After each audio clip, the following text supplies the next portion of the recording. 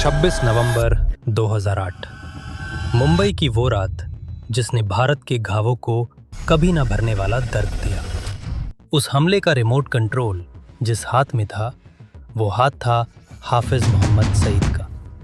दुनिया उसे एक प्रोफेसर और धर्मगुरु के रूप में जानती है, लेकिन हकीकत में वो एक ऐसी आतंक की फैक्ट्री का सीईओ है जिसने दक्षिण एशिया की शांति को दशकों तक बंधक बनाए रखा। स्वतंत्र विश्लेषण।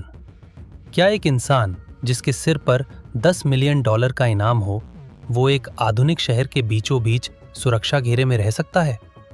आज हम सिर्फ उसके अपराधों की बात नहीं करेंगे, बल्कि उस ऑपरेशन अलविदा की परतों को खोलेंगे जिसने इस मास्टरमाइंड को उसके अपने ही घर में मौत का स्वाद चखाया। हाफिज सईद का जन्म 5 जून 1950 को पाकिस्तान के सरगोधा में हुआ था। उसका परिवार विभाजन के समय हरियाणा के हिसार और शिमला से विस्थापित होकर वहां पहुंचा था। बचपन में उसने कुरान को कंठस्थ किया, जिसके कारण उसे हाफिज की उपाधि मिली। पृष्ठभूमि संदर्भ। उसकी विचारधारा पर सबसे बड़ा प्रभाव उसके मामा और ससुर अब्दुल्ला बहावलपुरी का था, जो लोकतंत्र को इस्लाम के खिलाफ मानते थे और जिहाद को ही सर्वोच्च इबादत कहते थे। हाफिज ने इंजीनियरिंग की पढ़ाई की, लेकिन उसकी असली दीक्षा रियाद, सऊदी अरब के किंग्स साउद विश्वविद्यालय में हुई। वहां उसकी मुलाकात उन अरब जिहादी नेताओं से हुई जो सोवियत अफगान युद्ध में शामिल थे। यहीं वह उसामा बिन लादेन और उसके मेंटर अब्दुल्ला आजम के संपर्क में आया। 1987 में हाफिज ने मरकज दवाउल इरशाद की नींव रखी, जिसका मुख्य उद्देश्य जिहाद का प्रचार करना था। इसके कुछ समय बाद ही उसने अपनी सशस्त्र शाखा लश्कर-ए-तैयबा का गठन किया। स्वतंत्र विश्लेषण। लश्कर का मॉडल किसी कॉरपोरेट कंपनी जैसा था। उसने मुरीदके में 200 एकड़ का एक ऐसा साम्राज्य बनाया जहां स्कूल और अस्पताल तो थे, लेकिन उनकी आड़ में युवाओं को मुगल साम्राज्य की वापसी का सपना दिखाकर रेडिकलाइज किया जाता था।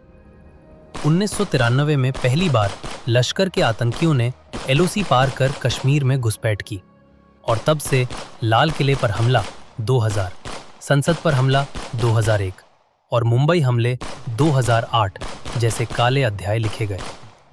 जब भी अंतर्राष्ट्रीय दबाव बढ़ा, हाफिज ने गिरगिट की तरह रंग बदला। जब लश्कर पर प्रतिबंध लगा तो उसने उसे जमात-उद-दवा का नाम दे दिया और खुद को एक समाज सेवी बताया। वो पाकिस्तानी नेताओं को नसीहत देता था कि उन्हें ब्रिटिश प्रधानमंत्री की तरह सादगी से रहना चाहिए, जबकि वो खुद आलीशान सरकारी सुरक्षा में रहता था। एनालिसिस।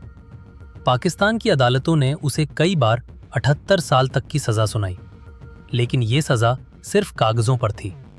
वो जेल में होने के बावजूद रैलियां करता था और भारत को खून की नदियां बहाने की धमकी देता था।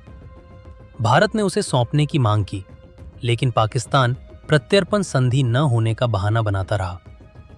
नवंबर 2019। भारत की रॉ ने तय किया कि अब केवल सबूत देने से काम नहीं चलेगा। रॉ चीफ सामंत गोयल ने प्रधानमंत्री मोदी को बताया कि सईद की लोकेशन मिल चुकी है। एनएसए अजीत डोभाल की सहमति से ऑपरेशन अलविदा शुरू हुआ। कहानी का मोड़।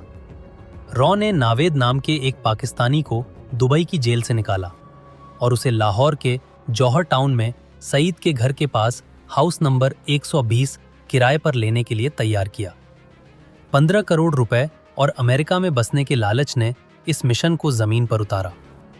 जून 2021 में 300 किलो आरडीएक्स से भरी एक काली टोयोटा कोरोला सईद के घर के पास चेकपोस्ट से टकराई।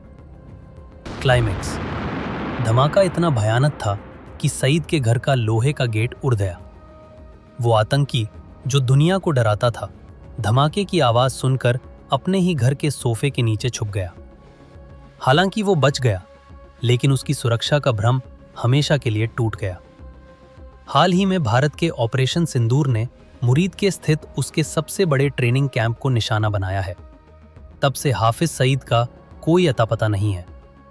विशेषज्ञों का मानना है कि वो या तो मारा गया है या पाकिस्तान ने उसे किसी गुप्त बेस में गहरे दफन कर दिया है। स्वतंत्र विश्लेषण। हाफिज सईद का मामला ये साबित करता है कि आतंक को पालने वाला मुल्क कभी सुरक्षित नहीं रह सकता।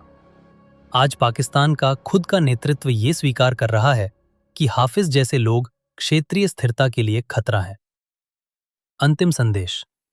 नया भारत अब खामोश नहीं बैठता। सीमाओं की दीवारें अब आतंकियों को सुरक्षा की गारंटी नहीं देती। हाफिज सईद उस दीमक की तरह था जिसने एक आलीशान इमारत शांति को अंदर